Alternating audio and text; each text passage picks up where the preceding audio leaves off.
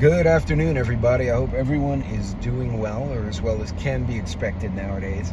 And I hope you had a little bit of peace and quiet for the weekend. So, normally on Mondays, I do the situation report where I will go through a series of news highlights, so to say, from around the world, going by regions and then by countries. Today, I'm going to do something a little different.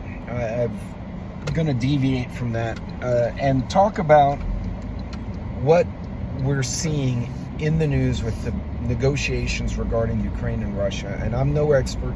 I'm just a guy who's traveled quite a bit and pays attention. So you take it for how you will. I'm seeing a lot of people saying, oh, Trump is putting on a show. Trump is doing this. And I hear a lot of that. And whether you like Trump or not, I will say right now that every person in power, regardless of what party affiliation or their background or their color or whatever, every person who's reached a very powerful level has either blood on their hand, skeletons in their closet, or dirt under their boots that shouldn't be there. Okay, and I'm just going to start with that. So this is not about, politics, more so geopolitics. So I'm going to back away from the Democrat-Republican thing. Let's talk a little bit more about the global situation.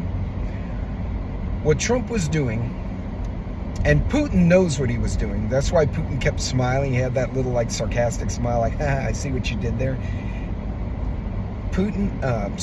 Trump is doing a showmanship. He is adjusting his message for his audience.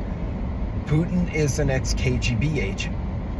He is someone who has probably killed people personally with his hands sometime in the past, right? This is a man who's fully capable of ending someone else's life given the right motivation to do so.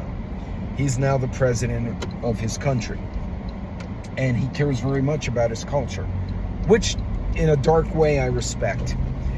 He's also about what used to be the Soviet, old Russian, place in the world. It was the nation of power. You notice how early in the Ukraine war, tires were falling off tanks, vehicles were breaking down.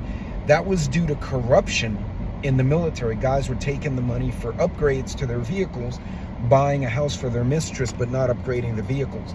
A lot of Russian soldiers died because of that. Putin did not like that. And if you remember that first year of the Ukraine-Russia war, there were a lot of Russian generals that wound up falling out of windows in hotels, drowning in their bathtubs, having heart attacks, disappearing, going to the gulag. Putin did not like that. Putin's vision is to restore Russian glory the way it used to be in the Cold War. And maybe the way it used to be before then. That's a very proud culture. And you can't do that with a bunch of dumbasses running your war. You notice you're not hearing about those tires falling off the tanks anymore. You're not hearing about... We're hearing the Ukrainian side, right? Because, yay, Slava Ukraine, and that's all nice. Putin's about power. Putin's about respect. That's just the kind of guy he is. Back about 7-8 years, no, it was more than that, probably about 10 years ago, I got to sit in on a conference, on a luncheon, where former Secretary Gates, who served under the Clintons and the Bush family presidencies, spoke about Russia. And back then he said in 10 to 15 years, we're going to have a shooting war in Europe. He predicted it. And he said, part of it is because of Western stupidity. So he even owned that. He said part of it is due to Russian pride. But Putin is a cold-blooded killer. I've seen his dossier, and he will shed blood to achieve his goals. And here we are 10 years later. The guy said it would be anywhere from 10 to 15 years, and we're about 11 years later, and bam, we have this war. So Secretary Gates knew, he saw the footprint. He saw how it was laid out. What Trump did in Alaska, he was cordial, he was professional. He also put on a military show saying, look, let's work something out, but if you want to pick fights, we can fight too. You notice, though, Putin was not terrified. He was not upset. He's a KGB guy. He's not going to lose his composure. Instead, he sat there and he had that smile like, I see what you did. And a lot of people are losing their minds in social media, on the news, everywhere, because, oh my God, he was showing off weapons. Yes, he was. Here's the big fallacy of the Western governments. We think that everyone else thinks like us. We think that everyone else should act like us. The truth of the matter is, no one cares about feelings in other countries. No one cares what you identify as in another country. No one cares that you want to live as a woman or a man or pray to a certain God. In other countries, if you break their rules, they throw you in jail. In some countries, you break their rules and they cut your hand off or your head or some other part. What we're seeing for the first time in a long time, I think Papa Bush was the last one who kind of did it. Reagan did it. Carter did not. Johnson did, but then he screwed up Vietnam. What we're seeing is a president customizing his message for the audience, not saying, oh, we're America, the happy, peaceful place. He's like, no, we're America, and we have attack helicopters. Putin's not stupid. He saw that and went, I see what you did there. And I honestly, and nobody got an agreement. They didn't come to an agreement. They said, we agree to disagree, and we agree to meet later to try and work this out. Next time Zelensky will be in there. That's going to be interesting. But the message he's giving is, hey, we're not here to fuck around, but we would like to make a deal. I'll bet you anything that offers were made in both directions. And now everyone's going to go home and get their people, their trusted advisors, and they're going to start talking. Putin's going to do it. Trump's going to do it. Zelensky's going to get some information. He's going to do it.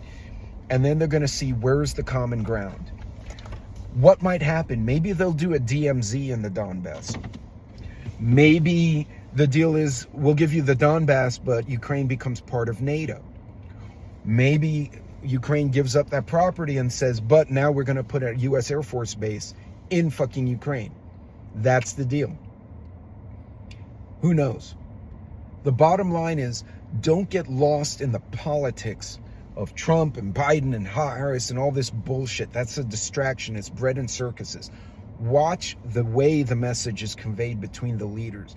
You know, two leaders understand each other when they convey. If you don't think that's the case, go Google or look up, however you look up, Putin's last meeting with Angela Merkel. Merkel, who used to be the leader of Germany, is terrified of dogs because of a childhood incident. Fucking Putin brought a wolfhound, his dog, it was a wolfhound or a mountain dog. I mean, it's a massive 150, 200 pound dog, to come greet him in the meeting. Merkel about wet herself on the chair. Look it up. The first meeting he had with Trump, he put a girl who looked just like Melania, but 25 years old, as the interpreter. And her hair was messy. How many Russian interpreters have you seen with messy hair? You never see that. They're always squared away. No, she had the little thrown hair, like a little bit sexy looking. You know why? He was testing Trump to see if he could distract him. This is what they play. To me, it's fascinating if you can see past the upper layer of bullshit and start looking at the subtle messages between the leaders. So folks, don't get lost in the politics. Don't freak out. Everyone wants a deal, but everyone wants something different. And nobody can agree on what they're going to give up versus what they're going to get. And that, my friends, is the way negotiation should be. Everyone gets something, but nobody gets everything. Hopefully that's what happens. But anyway, just my 2 cents on this whole thing. And again, I'm an engineer with an MBA. I'm not a geopolitician. I'm not a president. I'm just a guy who loves to study this shit. So you take it how you will, but do your own research. Go study, go watch, go look at these videos and ask yourself, what are they saying to each other? You might be shocked. Anyway, you guys be good, be safe out there, and y'all have a blessed week.